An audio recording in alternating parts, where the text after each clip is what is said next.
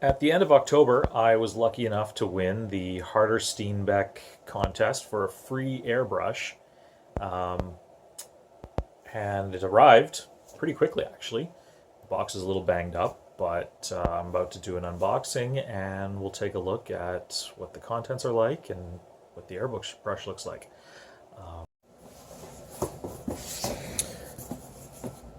So that's the box that it came in.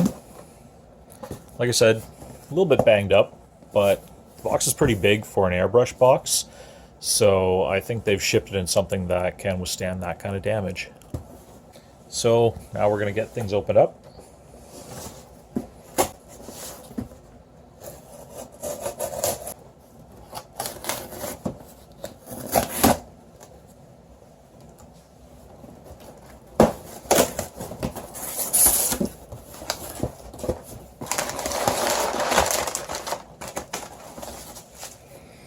So yeah, lots of packaging, which when you're ordering something from overseas, I live in Canada, they're shipping from Germany. That's good to see that they take the extra effort and make something that's going to survive any shipping issues that we're all used to these days. In case you can't tell, this is actually my first unboxing video, so you'll have to bear with me here.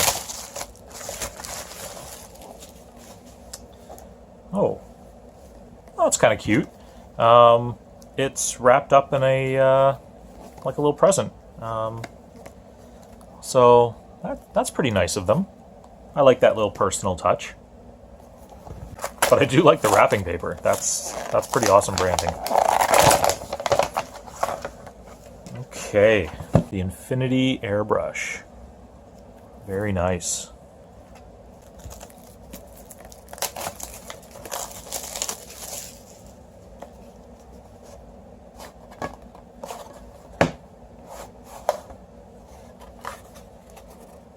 So standard slipcase. They include a manual. Cleaning instructions, okay.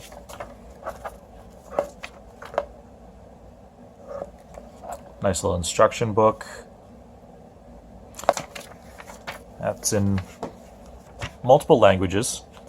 This is pretty standard in airbrush manuals to get a breakdown. And I always do recommend when you get an airbrush, take it apart. Get to know how it all goes together, and then that way it makes it easier to disassemble and clean and maintain your airbrush. But yeah, just the fact that it's got all these images of how to use it and how to troubleshoot it.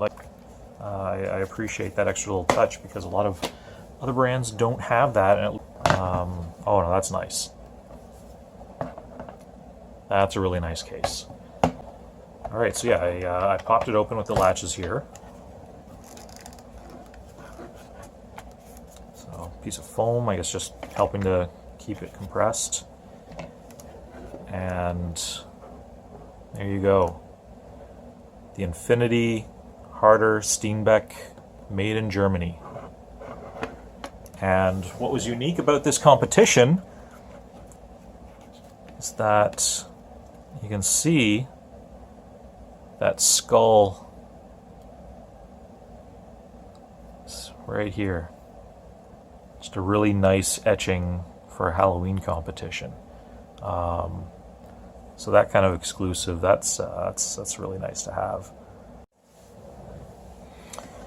All right, so first impressions. That mechanism is very smooth. I haven't lubed it up. That is a smooth trigger. It just pressing down. It's very responsive, very smooth. Nothing's sticking. All the parts feel like they belong together. The cup here, that's a perfect size for your standard airbrush projects when I'm working on miniatures and such.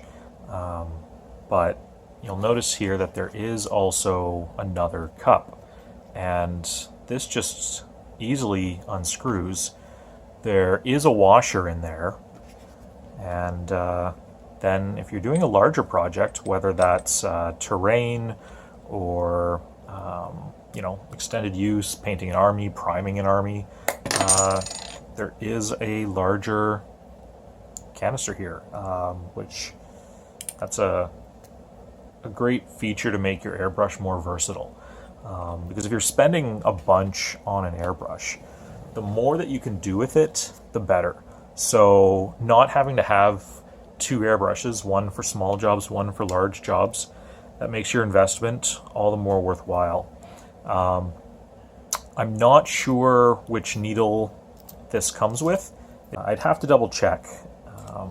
There is a needle guide in the manual,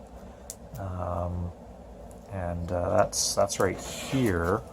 So it does seem that it supports both the 0.15 millimeter, the 0.2 millimeter, and a 0.4 millimeter. So basically you'd be looking at the 0.15 and 20 for more detail, whereas the 0.4 would be fine for priming, varnishing, base coats, that sort of thing. So in this set, it comes with a 0.4.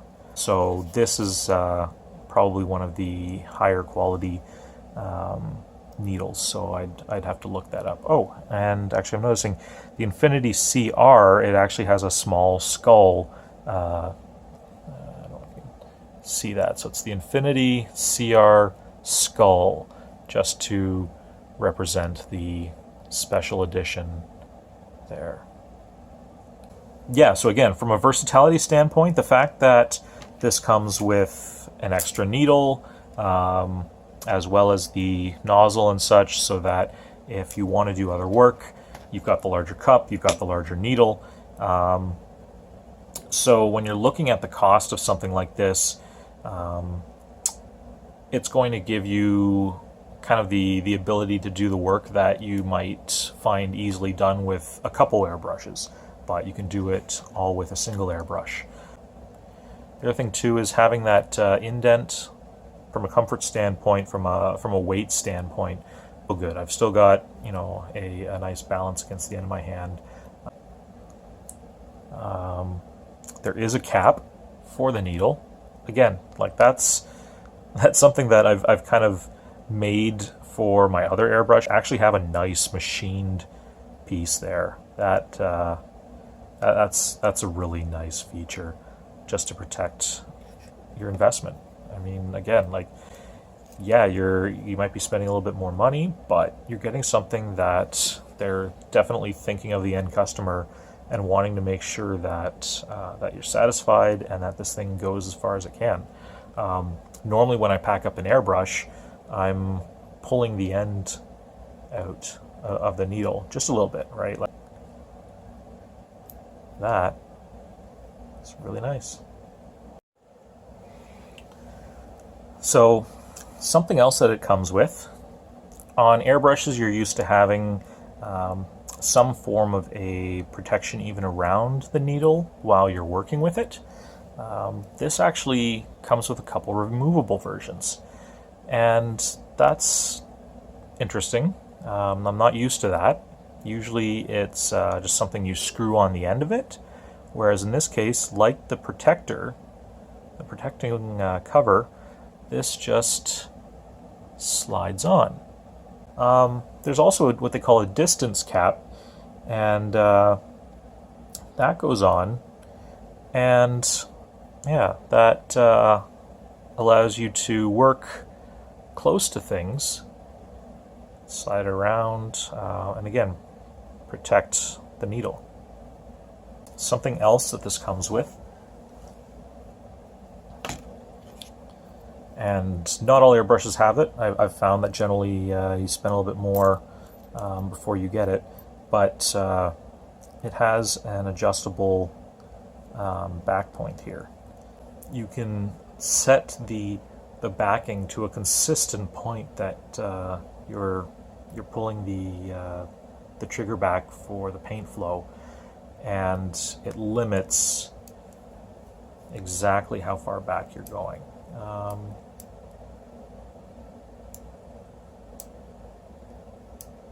Or not.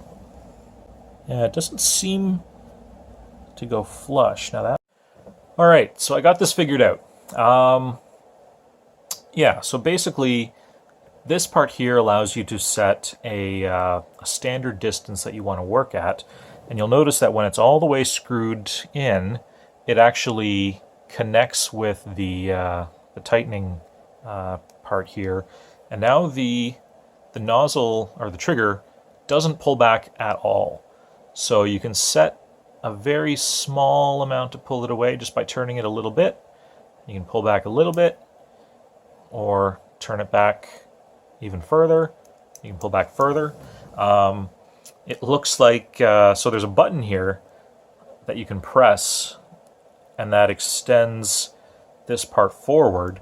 It looks like from factory, it just wasn't, there was a little click when I pushed it, and now everything is fitting properly. So not a big deal. Just a little gotcha, just to be aware of. Push that in, make sure it clicks, make sure everything's working. Good news.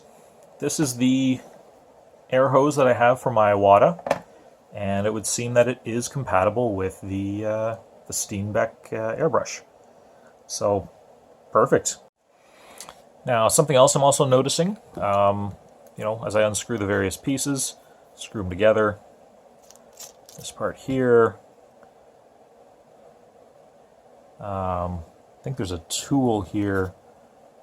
I think that's what this is for, just to undo that part of it. Removing all these parts is smooth. Everything fits together well. I don't see any, it's all clean.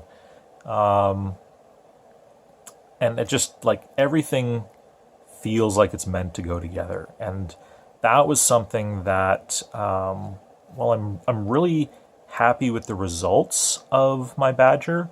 Both Badgers that I do have, when I initially got them, there were all sorts of machining dust. I cleaned it out multiple times and just get rid of all the little flecks of metal and everything that were inside and in all the grooves. But even after that, everything screws together, but nothing seemed like it screwed together that great.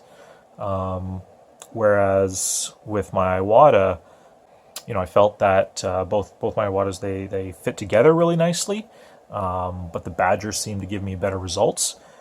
Whereas this feels like a tool that it's all meant to go together the way it is. It's all fits just nicely. It's nice. It's clean. It seems professional. So I'm really just hoping that the results that I get with it are comparable. When I get a new airbrush, I like to check the flow just using water. It just lets you do a quick test to see, hey, how does it flow? I'm just going to use some Green Stuff World Intensity ink.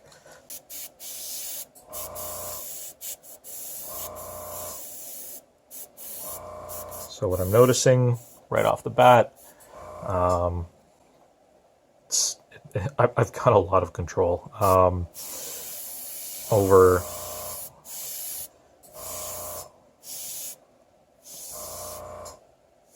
wow.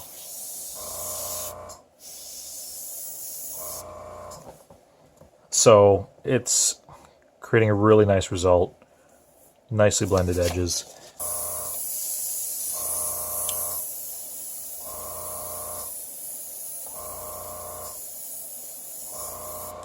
So I'll have to get used to the feel again, but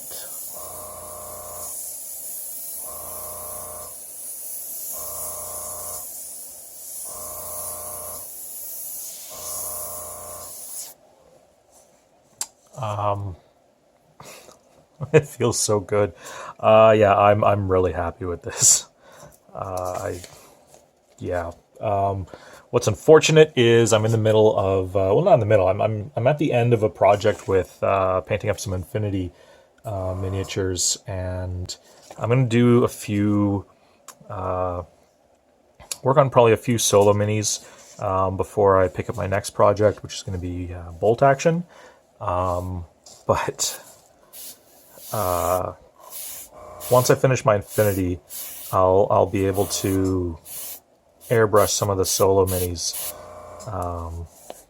and oh man, am I looking forward to that. The feel of using it is just so smooth. The trigger, that really makes a difference. I'm really looking forward to painting with the Harder-Steenbeck InfinityCR. All right, hope you enjoyed.